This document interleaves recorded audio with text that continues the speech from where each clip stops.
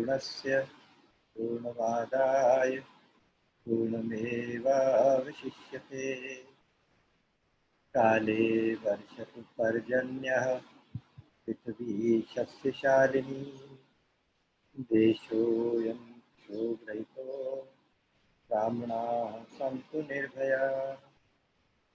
त्वमेव माता च पिता त्वमेव बन्धुश्च सखा त्वमेव विद्या द्रविणं त्वमेव सर्वं मम देव।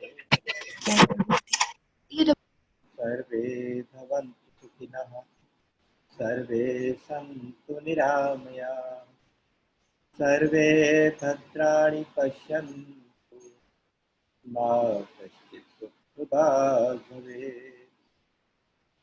न त्वहं कामैराज्यं स्वर्गं न पुनर्भवम् कामये दुःखतप्तानां प्राणिनामार्तनाशनम्। वंशी विभूषितकरान्नवनीरदाभात् पीताम्बरात्तरुणबिन्दुफलाधरोष्ठात् पूर्णेन्दुसुन्दरमुखादरविन्दनेत्रात् कृष्णात् परं किमपि तत्त्वमहं न जाने। वसुदेवसुतं देवं कंसचाणूरमर्दनं देवकी परमानन्दं कृष्णं वन्दे जगद्गुरुम्। कार्पण्यदोषोपहतस्वभावः पृच्छामि त्वां धर्मसम्मूढचेताः यच्छ्रेयस्यान्निश्चितं ब्रूहि तन्मे शिष्यस्तेऽहं शाधिमां त्वां प्रपन्नम्। कृष्णाय वासुदेवाय हरये परमात्मने प्रणतक्लेशनाशाय गोविन्दाय नमो नमः। सच्चिदानन्दरूपाय विश्वोत्पत्त्यादिहेतवे नाशाय श्रीकृष्णाय वयं नमः। प्रपन्नपारिजाताय स्तोत्रवेत्रैकपाणिये ज्ञानमुद्राय कृष्णाय गीतामृतदुहे नमः। बोलिए गीता गोपाल की जय, सच्चिदानंद भगवान की जय।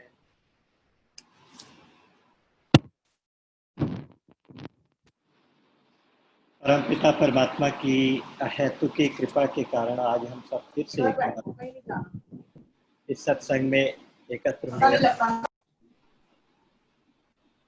उस कृपा के लिए भगवान का अनंत कोटि धन्यवाद देते हुए आप सबका हार्दिक अभिनंदन करता हूँ और आप सबके हृदय में बैठे हुए मेरे इष्ट भगवान श्री कृष्ण के चरणों में नमन करता हूँ। आजकल हम अष्टावक्र गीता के सब्जेक्ट पर थोड़ी सी चर्चा आपस में कर रहे थे। इसमें शुरू के 6 श्लोक हमने कर लिए थे। लास्ट टाइम जो श्लोक किया था वो था धर्माधर्मौ सुखम दुखम मानसानि न ते विभो न कर्तासि न भोक्तासि मुक्त एवासि सर्वदा। इसका अर्थ ये था कि धर्म अधर्म सुख दुख प्रकार के जितने भी द्वंद्व हैं, जितने भी ये पेयर्स हैं, अपोजिट्स, वो सभी के सभी मन के लेवल तक होते हैं, मन के होते हैं, मानसानी। तुम्हारे नहीं होते क्योंकि तुम तो सर्वव्यापक आत्मा हो। अष्टावक्र जी ने विभो कहा। विभो का मतलब सर्वव्यापक, क्योंकि जो निराकार होता है वो सर्वव्यापक होता है। साकार एक देशीय होता है, साकार एक जगह होता है। तो तुम ये दिखाई देने वाले जो महाराज जनक हो, साकार शरीर हो, वो तुम नहीं हो। तुम्हारी जो पहचान है वो आत्मा से है, तुम्हारी पहचान सर्वव्यापक निराकार विशुद्ध बोध के रूप में है। तुम बस इसको याद रखो, तो इसलिए तुम सुख दुख से भी छूट जाओगे, धर्म अधर्म के बंधनों से भी छूट जाओगे, कर्ता और भोक्तापन से भी छूट जाओगे, क्योंकि तुम कर्ता भी नहीं हो, भोक्ता भी नहीं हो।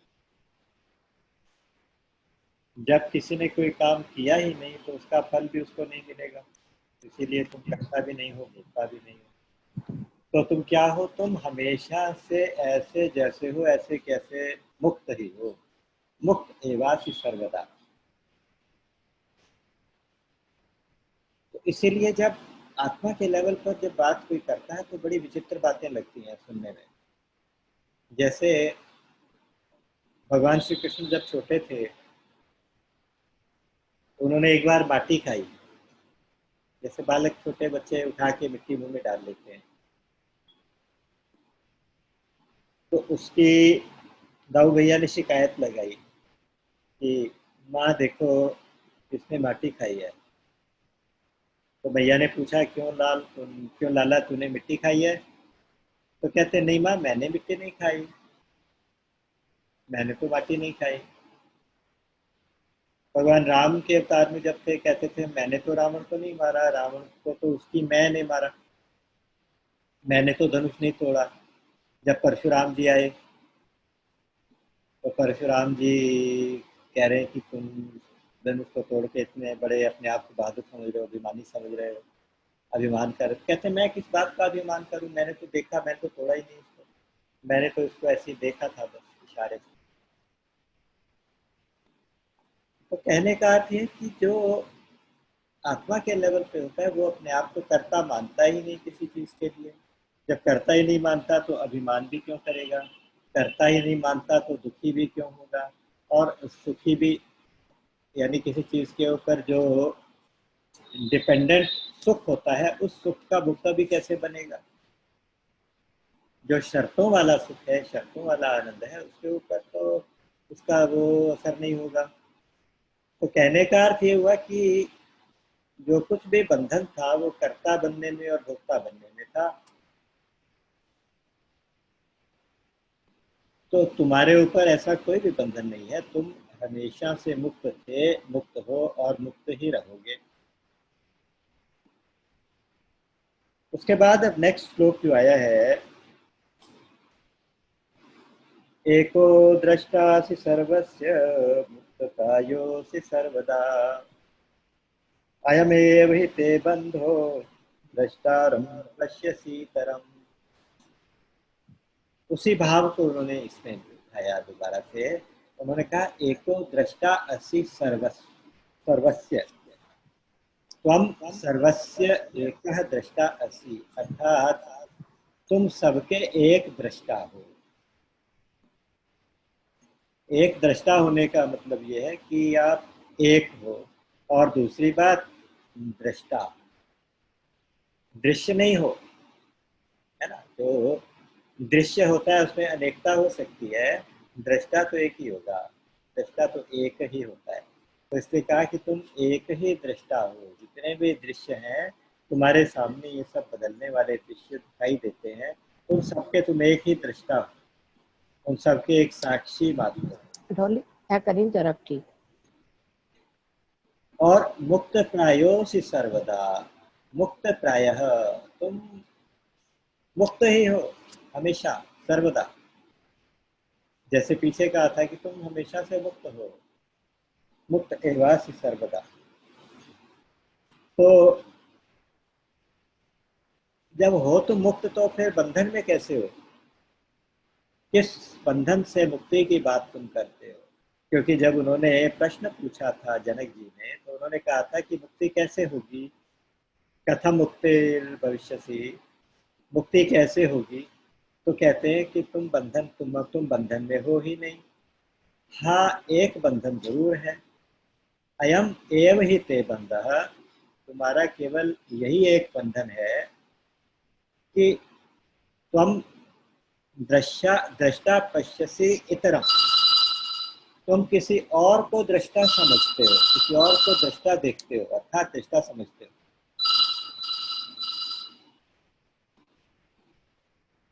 तो कहने का अर्थ है कि तुम अपने आप को दृश्य समझते हो, कोई और दृष्टा है तुम ये समझते हो। या आप ये समझिए कि जैसे हम किसी दृश्य को देखें, वास्तव में उसको देखने वाला कौन है? हम कहते हैं कि आंख देख रही है।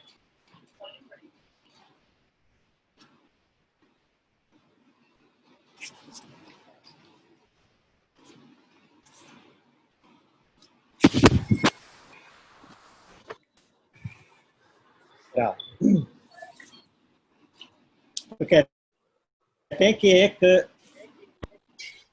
तुम एक दृष्टा हो, एको दृष्टासि सर्वस्य मुक्त प्रायोसि सर्वदा। तुम हमेशा से मुक्त हो, हमेशा से तुम्हारे ऊपर कोई बंधन नहीं था। लेकिन हाँ, अयम एव हिते बंधः, तुम्हारा केवल यही एक बंधन है कि तुम किसी और को दृष्टा मानते हो। और को दृष्टा मानने का मतलब यह है कि कभी आप समझते हो कि आंख है ये देख रही है, वास्तव में आंख नहीं देख रही, आंख के पीछे जो चेतना है वो देख रही है। आप समझते हो कि कान सुन रहा है, लेकिन वास्तव में कान नहीं सुन रहा, कान के पीछे जो चेतना है वो सुन रही है। वो दृष्टा है, वो आत्मा है, वो आत्मा, वो चेतन तत्व जो है वो, उसके कारण आंख देख रही है, उसके कारण कान सुन रहा है, उसके कारण त्वचा स्पर्श कर रही है, उसके कारण नासिका घ्राण ले रही है, सूंघ रही है। तो इसीलिए कहने का अर्थ ये हुआ कि और कोई दृष्टा नहीं है, दृष्टा केवल एक ही है।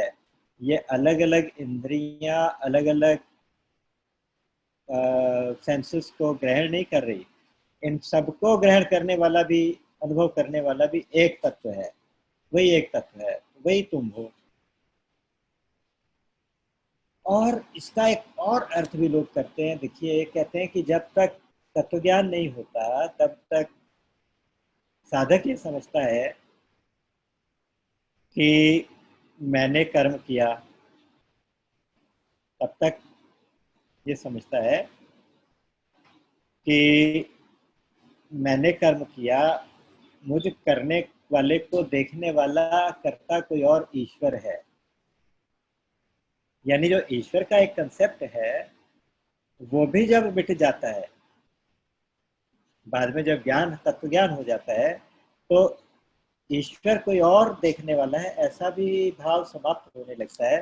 वो समझता है कि मैं ही खुद देखने वाला हूँ, मेरे ही द्वारा सब कुछ ये हो रहा है और मेरे ही अंदर सब कुछ हो रहा है, मैं ही सबका आधार हूँ। वो उस स्थिति में जब पहुंच जाता है तो वो अष्टावक्र जी की दृष्टा भाव वाली स्थिति है।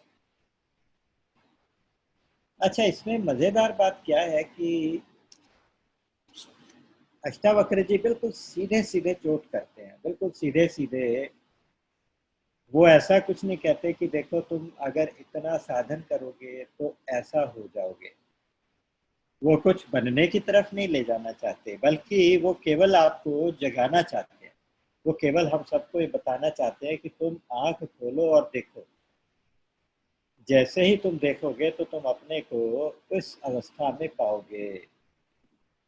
अर्थात ये नहीं कहते कि तुम इस तरह से चढ़ोगे तो पहाड़ की चोटी पर पहुंचोगे, ये ध्यान रखोगे, ये साधन करोगे, ऐसी ऐसी सावधानी रखोगे तो पहाड़ की चोटी तक पहुंचोगे, या साधन की उस सिद्ध स्थिति तक पहुंचोगे ना। वो कहते हैं कि तुम वहां हो, पहले से ही चोटी पर बैठे हो, जैसे ही तुम आंख खोलोगे तो खुद को पहाड़ की चोटी पे बैठा हुआ पाओगे। आप ऐसा ऐसा करेंगे तब बंधन से छुटकारा होगा, ऐसा नहीं है। देखिए, चार स्तर होते हैं हमारी साधना के, चार लेवल्स होते हैं। जैसे जैसे हमारे अंदर टेंडेंसीज होती हैं, जैसे मैंने कई बार बताया कि किसी के अंदर करने की टेंडेंसी ज़्यादा रहती है, किसी के अंदर जानने की टेंडेंसी ज़्यादा रहती है, और किसी के अंदर मानने की टेंडेंसी ज़्यादा रहती है। तो उस भाव से तीन प्रकार के योग बताए गए। उसी प्रकार से साधना के ये स्तर हैं। पहला तो ये है कि कर्म का स्तर है, कर्म का लेवल। उसके लिए कर्म योग बताया गया कि जो करने वाले लोग हैं वो इस तरह से कर्म करें कि दूसरे के हित को ध्यान रखते हुए समर्पण की भावना से निष्काम कर्म करें और दूसरों की सेवा भाव से कर्म करें। तो ऐसा करने से भगवत प्राप्ति होगी। दूसरे होते हैं जो कर्म के बजाय विचार के स्तर पे जीते हैं, विचार के लेवल पे। विचार के लेवल पे वो लोग होते हैं जो ज्ञान के मार्ग पर चल पड़ते हैं। तो उनके लिए ज्ञान योग था। वो विचार करते हैं सब कुछ, क्या ये वास्तविक स्वरूप मेरा ये है जो मैं दिखाई देता हूँ? क्या ये शरीर मेरा स्वरूप है? क्या मन मैं हूँ? क्या बुद्धि मैं हूँ? क्या इंद्रियां मैं हूँ? इस तरह विचार करते करते करते करते वो इस लेवल पर पहुंचते हैं कि नहीं, मैं कुछ नहीं हूँ। मनोबुद्धि अहंकार चित्तानि नाहम्, न च घ्राण नेत्रे न च श्रोत्र जिह्वे न च घ्राण नेत्रे न च व्योम भूमिर्न तेजो न वायुः चिदानंद रूपः शिवोहम शिवोहम। विचार करते करते ज्ञान मार्ग से चलते चलते वो इस आत्मा के लेवल तक पहुंच जाते हैं। अच्छा, तीसरे होते हैं जो भाव के स्तर पर जीते हैं, भाव, इमोशंस। वो लोग मान लेते हैं कि एक सत्ता है जिसके करने से सब होता है, जिसके आधार पर हम सब टिके हुए हैं, पूरी सृष्टि उसी ने बनाई है, वही उनका पालन करता है और वही उनको अपने आप में लीन करता है। वही सर्वशक्तिमान है, उसके आगे हम कुछ भी नहीं है, बिल्कुल तुच्छ, नथिंग है उसके आगे, हम कुछ भी नहीं है, अति दीनहीन। वो इस भाव से भक्ति भाव में जाता है। इस प्रकार भक्ति के भाव में जाते जाते जो चौथा लेवल होता है वो होता है ध्यान का लेवल, साक्षी भाव का, दृष्टा भाव का लेवल। जो चौथे लेवल के लोग होते हैं वो सीधे सीधे आत्मा के दृष्टा के भाव में जीते हैं। ज्ञान योग के माध्यम से भी आप दृष्टा भाव में आ रहे हैं, कर्मयोग के माध्यम से भी आप दृष्टा भाव में आ रहे हैं, और ज्ञान योग से भी दृष्टा भाव में, साक्षी भाव में जा रहे हैं। तो जो ऐसे लोग होते हैं साक्षी भाव वाले, वो ध्यान योग में चले जाते हैं। उनके लिए मार्ग होता है ध्यान। ध्यान की गहराइयों में वो केवल अपने आत्मा के लेवल को पहचान लेते हैं। अल्टीमेट जो लेवल है वो यही है, साक्षी भाव वाला अल्टीमेट लेवल। ये ध्यान योग वाला लेवल अल्टीमेट है। इसलिए कहा जाता है कि जैसे आप कर्म करो तो ध्यान पूर्वक करो, कर्म करो तो अवेयरनेस से करो, अवेयरनेस, अनअवेयर कुछ भी मत करो। फिर कहते हैं जो विचार करो तो विचार भी अवेयरनेस में करो। कोई भी विचार आपको बिना बताए आपके अंदर प्रवेश ना करे, आप विचारों के दृष्टा बनो। यानी कर्म करते करते ध्यान करो। तस्मात् सर्वेषु कालेषु माम अनुस्मर युद्धे च। और विचार करते करते विचारों के साक्षी बनो, ये भी ध्यान हो गया, विचारों को देखने का ध्यान हो गया। और भक्ति भाव अपने अंदर उठते हुए सभी भावों को ध्यान पूर्वक देखो, सभी भावों का ध्यान करो। तो ये तीनों मार्ग जाके फिर ध्यान में मिल जाते हैं। तीनों मार्ग जाके कर्म, भक्ति, ज्ञान, ये तीनों मार्ग जाकर उस साक्षी भाव में, साक्षी की अवस्था में, दृष्टा की अवस्था में जाके मिल जाते हैं। लेकिन महाराज जो जो महर्षि अष्टावक्र जी हैं वो इधर उधर की बातें नहीं करते, कर्म ज्ञान भक्ति की बात भी नहीं करते। उनका जो रिजल्ट है ना उसकी बात सीधे सीधे करते हैं। वो कहते हैं कि एको दृष्टा सि सर्वस्य मुक्त प्रायो सि सर्वदा। तुम एक दृष्टा मात्र हो, दृष्टा बनने का अभ्यास न करो। ये कोई बात नहीं, अभ्यास करने वाली बात नहीं, कहते तुम हो, इसको बस जान जाओ, इसके प्रति बस आंखें खोल लो।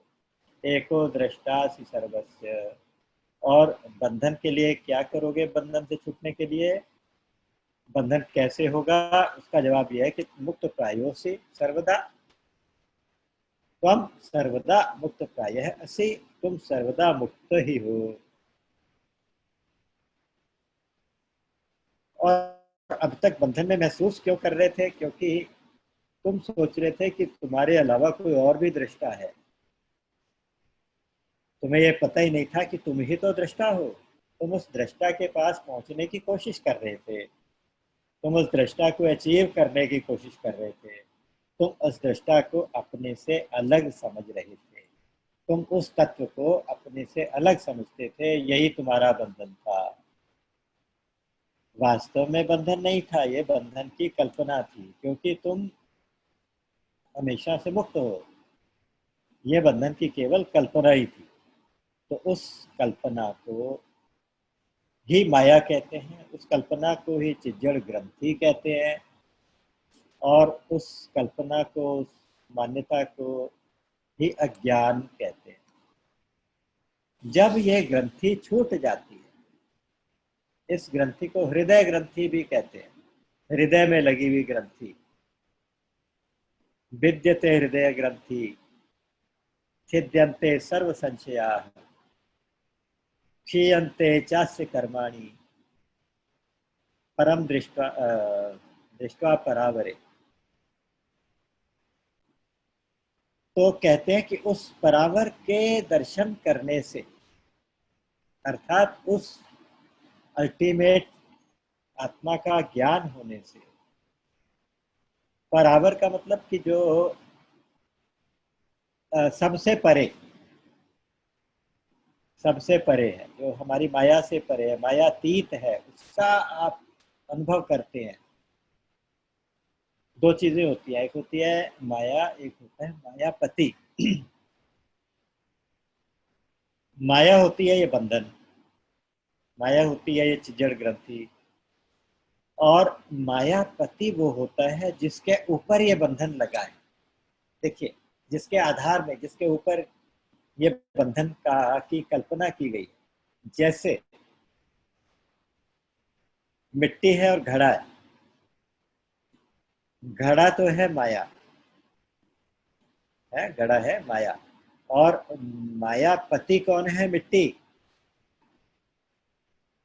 मिट्टी के ऊपर घड़ा बना हुआ दिखाई दिया, मिट्टी ही है वास्तव में। वास्तव में जो माया दिखाई देती है वो भी और कुछ नहीं, मायापति का ही स्वरूप है। उसको अगर मायापति मानने लगे, उसी को मायापति मानने लगे, तो माया का बंधन, माया का भ्रम समाप्त हो जाता है। फिर घड़ा घड़ा दिखाई नहीं देता, गहना गहना दिखाई नहीं देता, मिट्टी और सोना ही दिखाई देते हैं।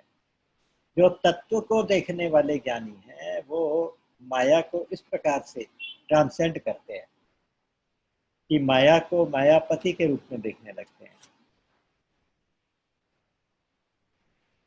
और वो मायापति वास्तव में मायातीत होता है। मैंने जो शब्द अभी प्रयोग किया था उससे ये बात याद आई कि वो माया से अतीत है, वो परावर ब्रह्म है, वो माया से अतीत है, अर्थात माया से ट्रांसेंडेंटल है। ये सारा जगत एक विकल्प है, एक माया है, एक बंधन है। तो इसलिए तुम ये समझो कि ये विकल्प कुछ भी नहीं होता। ये जो जगत है केवल एक कल्पना मात्र होती है। ये सारा जगत एक कल्पना है और तुम इसके दृष्टा। अब माया ने मायातीत को, मायापति को ढक लिया। सुनकर हंसी आएगी, लेकिन वास्तव में ऐसा ही हुआ पड़ा है, क्या करें। तो इसलिए इस बंधन को वास्तविक बंधन नहीं कहा गया, इसलिए इस भ्रम को केवल एक इंद्रजाल जैसा भ्रम कहा गया। और उस भ्रम को मिटाने का केवल यही एक तरीका था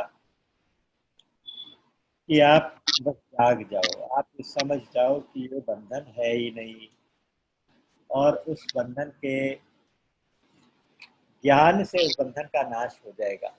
उस बंधन के समझ में आने से पता चल जाएगा कि वास्तव में मैं कुछ नहीं करता, वास्तव में मैं करता नहीं हूँ, वास्तव में मैं भोक्ता भी नहीं हूँ। राम का जब वर्णन करते हैं परम तत्व के रूप में तो कहते हैं राम अकर्ता है।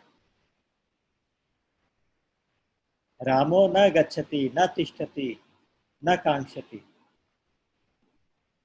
राम कुछ भी नहीं करते, ना करोति किंचित, ऐसे उसमें लास्ट में आता है, वो कुछ भी नहीं करते। ना तो वो चलते हैं, ना वो रुकते हैं, ना बैठते हैं, ना कुछ देते हैं, ना कुछ लेते हैं, ना कोई आकांक्षा करते हैं। राम तो कुछ नहीं करते। आपको मैंने एक प्रसंग सुनाया था जिसमें भगवान राम, जब राम कहते हैं, राम का मतलब है आत्मा, भगवान का राम है, भगवान का राम का मतलब है हमारा स्वरूप। वो बिल्कुल अकर्ता है। अकर्ता मतलब वो करता नहीं है, न कर्तासी न भुक्तासी, मुक्त एवासी सर्वदा। कर्ता भुक्ता नहीं है। वो कैसे है राम? एक बार भगवान राम, माँ जानकी, ये चारों भैया बैठे थे और हनुमान जी आगे बैठे थे। भगवान जी एकटक भगवान को देख रहे थे।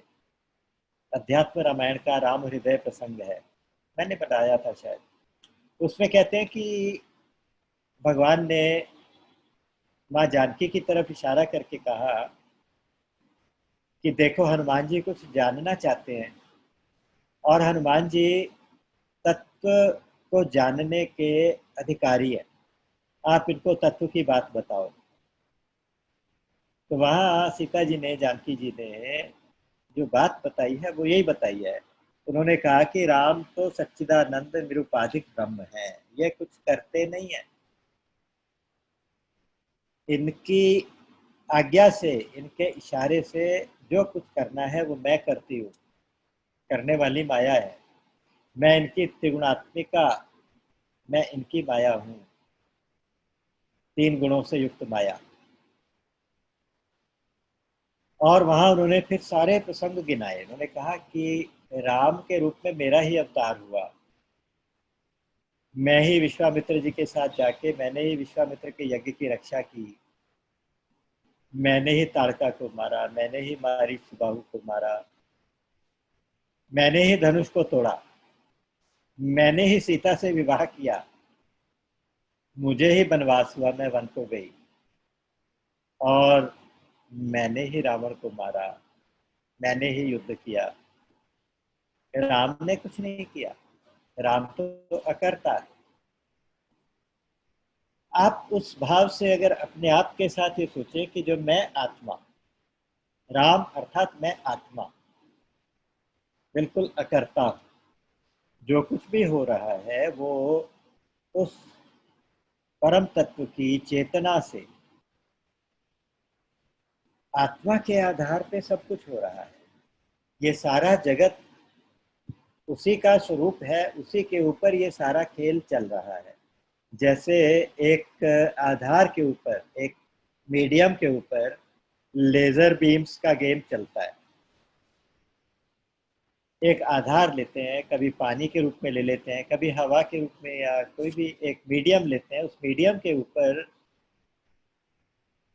फिर बहुत सारी रंग बिरंगी, बहुत सारी आकृतियां लेजर से बनाई जाती हैं, और वो रियल लगती हैं, एकदम थ्री डायमेंशनल दिखाई देती हैं। उसी तरह से ये सारा जगत एक आत्मा के आधार पर, एक परमात्मा तत्व के आधार पर एक खेल जैसा है बना हुआ। और तुम उस आत्मा के रूप में अपने ऊपर होते हुए, इन सभी परिवर्तनों को देखते हुए उनके साक्षी मात्र हो, उनके दृष्टा मात्र हो। बस तुम किसी और को दृष्टा मान रहे थे, खुद को उस खेल का हिस्सा मान रहे थे, आप खुद को उसका खिलाड़ी मान रहे थे। आप इस होने वाले नाटक में अपने आप को वही करेक्टर मान रहे थे, अपना रूप भूल गए थे। बस यही तुम्हारा बंधन था। अगर रावण का रोल करने वाला कोई एक व्यक्ति अपने आप को भूल जाए और खुद को रावण समझने लगे और उठा के सचमुच युद्ध करने लगे, तो फिर रामलीला तो बिगड़ जाएगी ना। वो तो उसको अंदर से याद रखना पड़ेगा कि भाई मैं तो यहाँ पे केवल एक रोल लेकर आया हूँ, उस रोल को ऑफकोर्स अच्छे से अच्छा करके दिखाऊंगा, लेकिन अंदर से याद रखूंगा कि मैं हूँ कौन। तो मैं कौन हूँ इस बात को याद रखना है। मैं कौन हूँ इस बात को जनक जी याद दिला रहे हैं। वो ये नहीं कहते कि ऐसा करने से तुम दृष्टा भाव में आ जाओगे, ऐसा करने से तुम्हें मुक्ति हो जाएगी, नहीं। वो कहते हैं कि तुम मुक्त हो, अब तुम दृष्टा हो, बस जान जाओ, जाग जाओ। तो इस प्रकार से इस श्लोक में महर्षि अष्टावक्र जी ने ये बड़ी मजेदार बात बताई।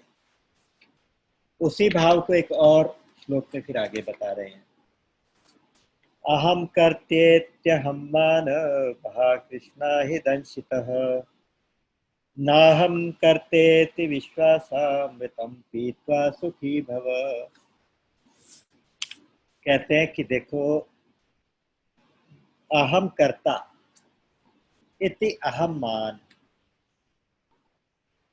महाकृष्णा ही दंशिता, महाकृष्ण अहि दंशिता, मैं करता हूं इस प्रकार। अहम कर्ता इति,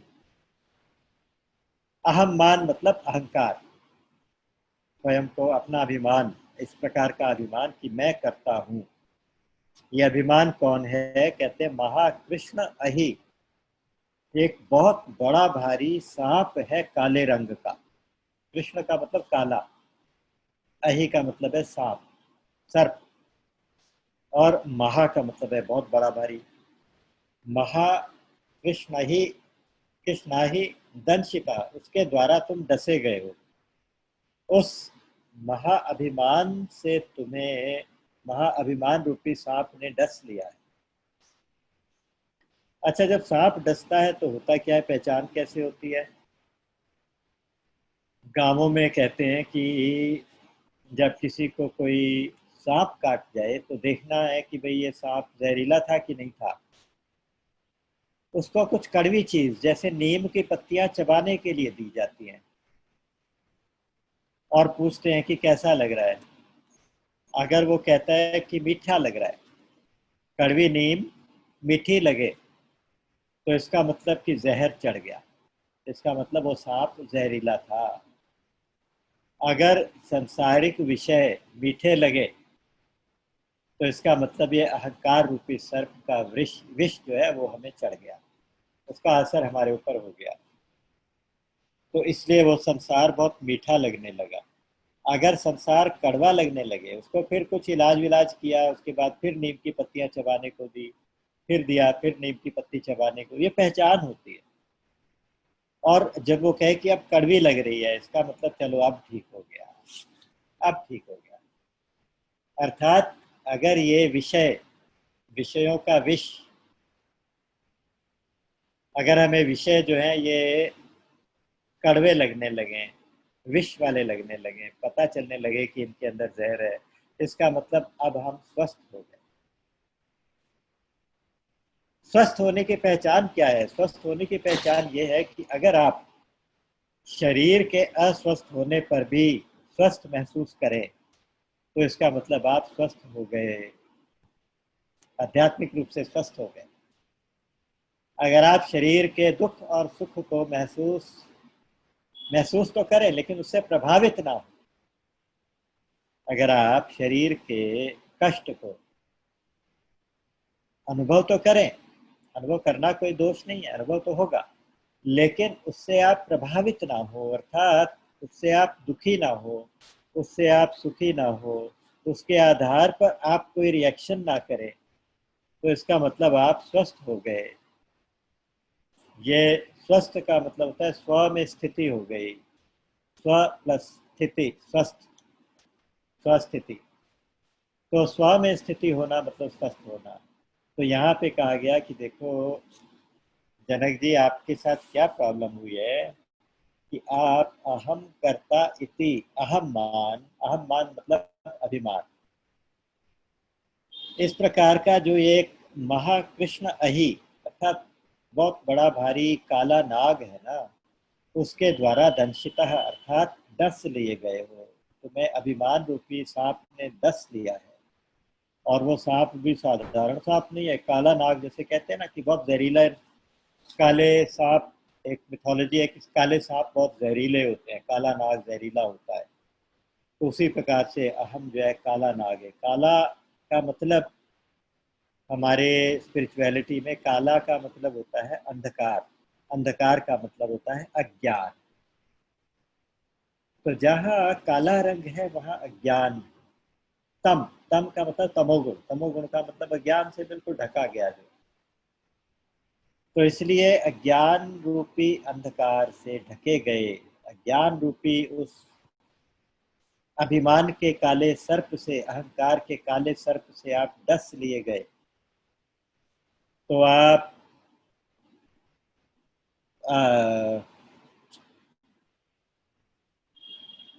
अब ठीक कैसे होगे?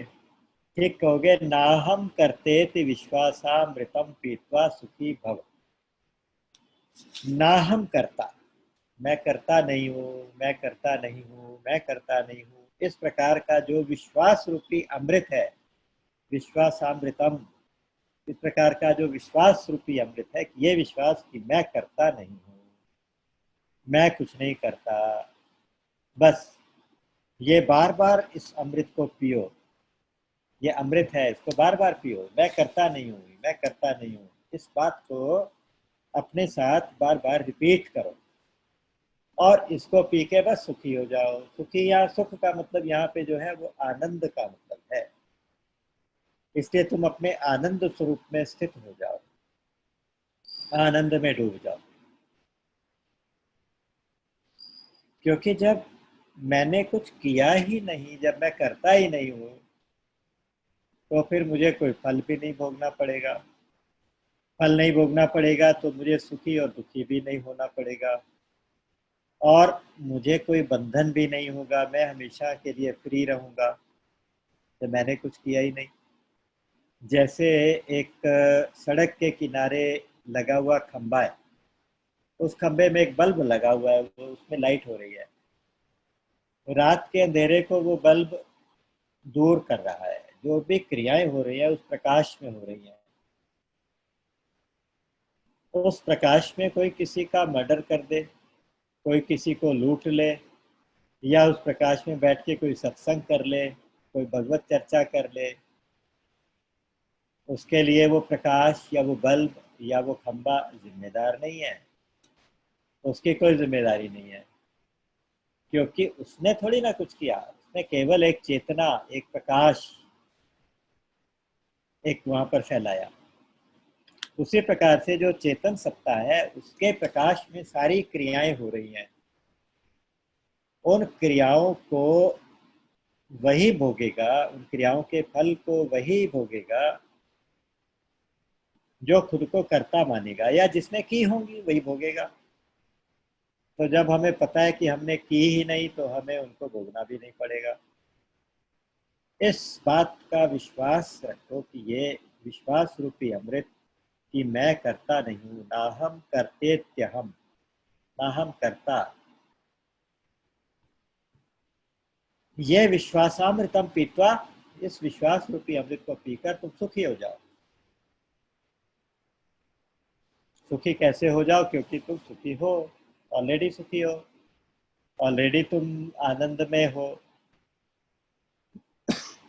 तुम ही चेतना हो, तुम ही आनंद हो, तुम ही सत्य हो। सच्चित आनंद हमारा स्वरूप है। उस स्वरूप को जान जाओ, उस स्वरूप को जानते ही आप सुखी हो जाओ। उसको जानते ही आप अकर्ता और अभोक्ता रूप में स्थित हो जाओ।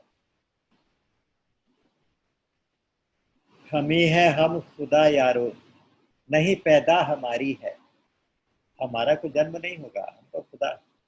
हम ही है हम खुदा यारो, नहीं पैदा हमारी है।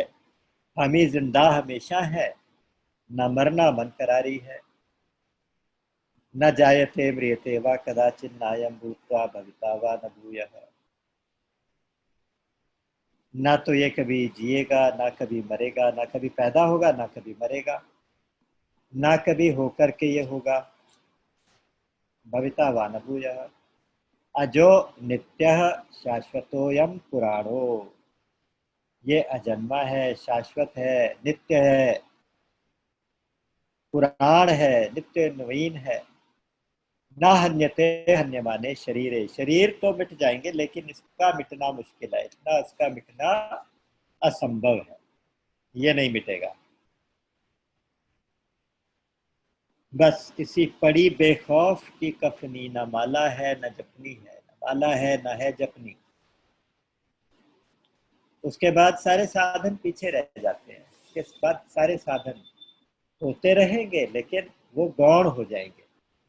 जो मुख्य हो जाएगा वो ये रहेगा कि आप बिल्कुल निर्भय, निर्द्वंद्व, निर्विकार, विशुद्ध बोध में जागृत हो जाओगे। तो कहते हैं कि मिटे त्रिताप की तपनी, खुले अनुभव की बारी है।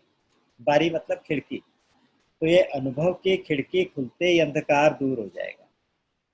अंधकार ये वाला जो अज्ञान का अंधकार, ये दूर हो जाएगा। तो इस प्रकार एक और श्लोक फिर इन्होंने कहा, एको विशुद्ध बोधो हम इति निश्चय वनहिना। एको विशुद्ध बोधो हम, मैं एक विशुद्ध बोध हूँ। बोध मतलब चित्त, चिति, चेतना, चिति। मैं एक विशुद्ध ज्ञान मात्र हूँ। अर्जुन को जो जैसे भगवान ने कहा था कि तुम ज्ञानी ने ज्ञान मात्र हो, ऐसे यहाँ पे अष्टावक्र जी कहते हैं कि तुम ज्ञानी हो ऐसा नहीं, तुम स्वयं ज्ञान हो, विशुद्ध बोध हो। ये इसको महसूस करो, एको विशुद्ध बोधो हम। इस निश्चय रूपी अग्नि से अज्ञान रूपी वन को जला दो। प्रज्वाल्य अज्ञानम अज्ञान गहनम वीत शोकः सुखी भव। गहन का मतलब यहाँ पर है घना जंगल। अज्ञान गहनम अर्थात अज्ञान रूपी घने घने जंगल को प्रज्वाल्य जलाकर, वीत शोकः सुखी भव, शोक रहित होकर, सोच रहित होकर, चिंता रहित होकर सुखी हो जाओ। सुखी हो जाओ का मतलब अपने आनंद के स्वरूप में, आनंद स्वरूप में स्थित हो जाओ, अपने स्वरूप में स्थित हो जाओ।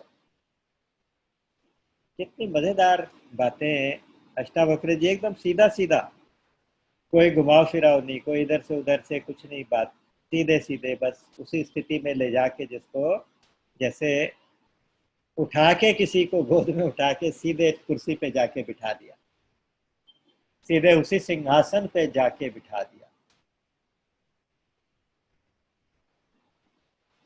तो यहाँ पे कि मैं तो एक विशुद्ध बोध हूँ, असंगो हम, असंगो हम, असंगो हम, पुनः पुनः भगवान शंकराचार्य ने लिखा, असंगो हम, असंगो हम, असंगो हम, पुनः पुनः नित्य शुद्ध विमुक्तो हम, अहमेवासि सर्वदा।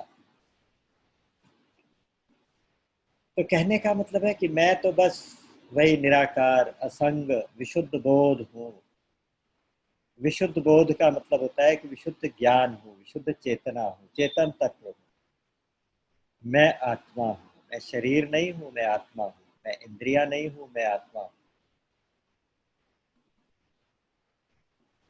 इस निश्चय की अग्नि जलाओ। इस निश्चय को पहले पीछे कहा था कि इसको आप इस विश्वास रूपी अमृत को पियो। अब कहा कि इस निश्चय रूपी अग्नि को जलाओ। अग्नि को जलाने से सारे के सारे कर्म भस्म हो जाएंगे, सारा का सारा अज्ञान का जंगल नष्ट हो जाएगा, जल जाएगा, अज्ञान रूपी गहन वन।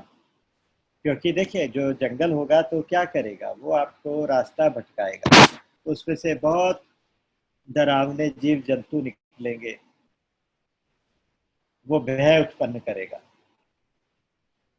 उसी तरह से जब अज्ञान का जंगल होगा तो उस अज्ञान के जंगल में से बहुत सारे विकारों के जानवर निकलेंगे, वो जानवर हमें डराएंगे। और अगर हम उस जंगल में कहीं घूम गए, बीच में चले गए, तो रास्ता भूल जाएंगे, अपना मंजिल भूल जाएंगे, क्योंकि गहन जंगल है। तो आप क्या करो, कहते हैं इस जंगल को ही जला दो। ये निश्चय कर लो कि मैं तो करता नहीं हूँ, मैं भोगता नहीं हूँ, मैं ज्ञानी भी नहीं हूँ, मैं तो विशुद्ध ज्ञान हूँ, स्वयं स्वयं ज्ञान हूँ, सत चित आनंद हूँ, मैं चित्त हूँ। चित्त का मतलब चेतन सत्ता, कॉन्शियसनेस, अवेयरनेस, मैं वही आत्मा हूँ। और विशुद्ध ज्ञान रूपी अग्नि से वो अज्ञान का जो जंगल है वो जल जाएगा और तुम सुखी हो जाओगे। जिसके कारण से दुखी हो रहे थे वो सब जल जाएगा। जैसे भगवान ने कहा कि ज्ञानाग्नि सर्व कर्माणि भस्मसात् कुरुते। ज्ञान की अग्नि सारे कर्मों को भस्मसात कर देती है। सारे कर्मों को मतलब होता है क्रियमाण, प्रारब्ध और संचित सारे कर्म, जन्म जन्मांतर के सारे कर्मों को भस्म करने का तरीका है कि आप ज्ञान की अग्नि जलाओ। ज्ञान की अग्नि कैसे जले? ज्ञान की अग्नि इसी एक चिंगारी से जल जाएगी। एक चिंगारी से, एक अनुभव की खिड़की खोलते ही प्रकाश ही प्रकाश हो जाएगा। तो ज्ञान की अग्नि जलेगी, ज्ञान की अग्नि जलेगी, निश्चय की अग्नि जलेगी। ये निश्चय की बस शिवोहम, शिवोहम विशुद्ध बोधोहम। यहाँ पे कहते हैं विशुद्ध बोधोहम। ये निश्चय करो, ये निश्चय की अग्नि जलेगी। उस अग्नि के जलते ही दो काम होंगे, जंगल, अज्ञान का जंगल भी जल जाएगा और अंदर सारा प्रकाश ही प्रकाश हो जाएगा, अज्ञान का अंधकार भी मिट जाएगा। जंगल में अंधकार भी है, जंगल में वन के अंदर जीव जंतु भी हैं, वन के अंदर भटकाव भी है। वो तीनों काम समाप्त होते ही आप सुखी हो जाओगे। तो इसलिए कहा कि वीत शोक हो जाओगे और सुखी हो जाओगे। वीत शोकम, वीत शोकः सुखी भव। शोक से रहित होके तुम सुखी हो जाओ। एक श्लोक और कहते हैं, यत्र विश्वमिदं भाति कल्पितं रज्जु सर्पवत् आनंद परमानंदः सबोधस्त्वं सुखम चर। वही दोबारा वही बात। उन्होंने कहा कि देखिए, यत्र विश्वम इदम भाति, जिसमें जहां, यत्र का मतलब होता है जहां, इदम विश्वम भाति, ये सारा का सारा संसार भासित होता है, दिखाई देता है, महसूस होता है। तो तुम कैसे दिखाई देता है? जैसे रज्जु सर्पवत, जैसे अंधेरे में कहीं एक रस्सी पड़ी हो, टेढ़ी मेढ़ी खुली हुई रस्सी पड़ी है काले रंग की, उस कमरे में थोड़ा सा अंधेरा और थोड़ा सा प्रकाश हो। मैं स्पेशली इसलिए कह रहा हूँ क्योंकि ये जो भ्रम होता है ना, भ्रम कभी पूरे अंधकार में भी नहीं होता और प्रकाश में भी नहीं होता। वह होता है जहाँ थोड़ा कम प्रकाश हो, थोड़ा कम अंधेरा, थोड़ा सा अंधेरा, थोड़ा सा प्रकाश, यानी थोड़ा सा ज्ञान, थोड़ा सा अज्ञान। जहाँ ये दोनों चीजें होती है वहां भ्रम होता है। जिसको टोटल अज्ञान का अंधकार है तो उसको भी भ्रम नहीं होता, उसको रस्सी दिखाई नहीं देगी पड़ी हुई। अंधेरे में क्या दिखाई देना है? कुछ भी नहीं दिखाई देगा। तो जब रस्सी ही दिखाई नहीं देगी तो सांप भी दिखाई नहीं देगा। ध्यान दीजिए। तो यहाँ पे कहा गया कि मान लीजिए एक कमरे में एक रस्सी पड़ी है, उसमें थोड़ा अंधेरा है। जैसे किसी ने अंदर पैर रखा तो देखा सामने काला काला सांप पड़ा, वो ऐसे काले सांप जैसी दिखाई देती है। जैसे ही उसने सोचा कि ये सांप है तो उसके अंदर डर के मारे पसीने छूटने लगे, कंपन होने लगा और डर के मारे उसकी आवाज बंद होने लगी। वो सारे लक्षण जो सांप के देखने से आने थे वो रस्सी के देखने से आ गए। रस्सी को देखा तो वो सारे लक्षण आ गए जो सांप को देखने से आते। तो ये भ्रम जो कहलाता है, जो हमारे अध्यात्म में जो समझाने के लिए एक उदाहरण दिया जाता है, ये भ्रम इसको कहते हैं रज्जु सर्पवत। रज्जु का मतलब होता है रस्सी और सर्पवत मतलब सांप के जैसी। ऐसा ब्रह्म, ऐसे संसार दिखाई देता है। यत्र विश्वमिदं भाति, यह विश्व दिखाई दे रहा है। क्यों दिखाई दे रहा है? क्योंकि इसका कोई आधार है। ध्यान दीजिए, सर्प दिखाई दे रहा है। क्यों दिखाई दे रहा है? क्योंकि उसका आधार है। वो आधार है रस्सी, वो आधार है रज्जू। और यहाँ जो संसार दिखाई देता है उसका आधार है आत्मा, मैं आत्मा। उसका आधार है परमात्मा। जब मैं आत्मा बोलता हूं तो उसका मतलब होता है कि परमात्मा। उस आधार के ऊपर सारे विश्व की एक कल्पना हो जाती है। जासु सत्यता ते जड़ माया, भास सत्य एव मोह सहाया। उसकी सत्यता के कारण, उस परम तत्व की सत्य होने के कारण ये जो असत्य वाला जगत था, जो जगत सत्य नहीं था, वो भी सत्य जैसा दिखने लगा, क्योंकि इसका आधार सत्य था। ध्यान दीजिए, इस सारे जगत का आधार परमात्मा है, इसलिए ये सारा जगत हमें सत्य जैसा महसूस होता है। हमारी कोई गलती नहीं है। अगर ये बिल्कुल ही असत्य होता तो दिखाई भी ना देता। दो चीजें होती है ना, एक असत्य होता है, एक मिथ्या होता है। असत्य वो होता है जो किसी भी काल में नहीं होता, नहीं होता तो दिखाई भी नहीं देता। और मिथ्या वो होता है कि जो है तो नहीं, लेकिन दिखाई दिया और फिर गायब हो गया, उसको कहते हैं मिथ्या। यानी जो है तो नहीं लेकिन पैदा हुआ और नष्ट हुआ, उसको कहेंगे मिथ्या। तो रस्सी में सर्प का दिखाई देना मिथ्या है, लेकिन सर्प असत्य है। सत्य क्या है? सत्य रस्सी है। फिर एक बार रिपीट करता हूं, ये बहुत इंटरेस्टिंग चीज होती है। रस्सी सत्य है, रस्सी सत्य है, सर्प असत्य है। कभी वहां सर्प था ही नहीं, है भी नहीं, होगा भी नहीं। जो तीनों कालों में है ही नहीं तो वो असत्य है। लेकिन महसूस हुआ, दिखाई दिया, उसका असर भी हुआ। ये सारा दिखाई देने की जो लीला है ये मिथ्या है। भगवान राम जब सीता हरण का प्रसंग हुआ, जब ये लीला चल रही थी, तो माया सीता के हरण के बाद भगवान राम सीता जी को ढूंढने की लीला कर रहे थे। ढूंढते ढूंढते जब रास्ते में दंडकारण्य से निकल रहे थे तो वहां से भगवान शंकर सती जी के साथ जा रहे थे। अच्छा, वो उन्होंने देखा भगवान विरह कर रहे हैं, विलाप कर रहे हैं, सीता बिछुड़ गई हैं, पता नहीं कहाँ है। ऐसे में इसकी बजाय कि उनके पास जाएं, पूछें मे आई हेल्प यू, मैं कुछ आपकी मदद करूं, क्या हो गया, वो बस दूर से उन्होंने अपने आप को दिख, वहां पे आसपास भी नहीं गए, दूर से हाथ जोड़ के बोले जय सच्चिदानंद जग पावन।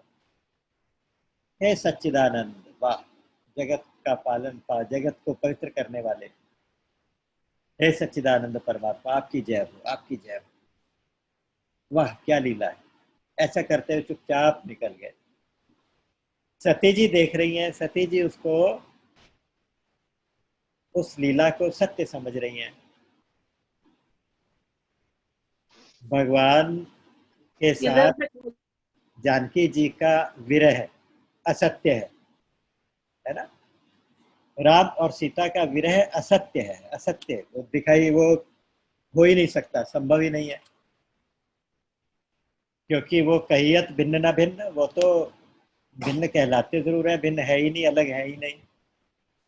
तो उनकी वो लीला हो रही है, लीला जो हो रही है वो मिथ्या है। वो भ्रम करने वाली। तो ताप करो। लेकिन भगवान शंकर जब उस लीला को देखते हैं तो अपने ज्ञान के प्रकाश में देखते हैं, तो उनको कहीं रस्सी में सांप दिखाई नहीं देता, उनको तो परम तत्व दिखाई देता है। और वो उस परम तत्व को देख के उसकी जय बोलते हैं, उसका प्रणाम करते हैं, मन ही मन उनको नमन करते हैं, और उनके उस इतनी सुंदर लीला के लिए उनकी प्रशंसा करते हैं कि वाह प्रभु, आप तो इतने सुंदर कलाकार, इतने सुंदर एक्टर, इतने परफेक्ट एक्टर हो। जय सच्चिदानंद जग पावन, अस के ही चले मनोज न सावन, ये कह के अपना वो भगवान शंकर चल पड़े। उधर सती जी बेचारी फंस गई, जिन्होंने उसको सत्य समझ लिया वो फंस गया। तो जो इस लीला को, जो इस संसार को, जो भगवान की लीला मात्र है और जिस आधार के ऊपर हो रही है, उस आधार को ना देख के, वो आधार है तत्व, और ये सारा संसार है नहीं तत्व। एक चीज है, एक चीज नहीं है। किसी ने कहा है कि है तो सुंदर है सदा, नहीं सो सुंदर नाही। जो है तत्व है वो तो हमेशा से सुंदर है, और नहीं सो सुंदर नाही। लेकिन अफसोस की बात है, होता क्या है कि नहीं तो प्रगट देखिए, है सो दिखे नाही। तो जो नहीं तत्व है वो तो दिखाई देता है, लेकिन जो है तत्व दिखाई ही नहीं देता। तो क्या करें? है सो नजर न आवही, नहीं सो प्रगट दिखाए। है सो प्रगट न आवही, है सो नजर न आवही, नहीं सो प्रगट दिखाए। यह कौतुक तब ही लखे जब कोई सदगुरु मिल जाए। ये कौतुक तभी समझ में आएगा जब कोई समझाने वाला मिलेगा, जब कोई महर्षि अष्टावक्र जैसा आके हमें जगाएगा और हमें सीधा सीधा एकदम जगा के झंझोड़ के बिठा देगा कि देखो कुछ भी नहीं है। एकदम से ऐसा प्रकाश होगा कि उस प्रकाश में रस्सी रस्सी हो जाएगी, सांप गायब हो जाएगा। तो इसलिए कहा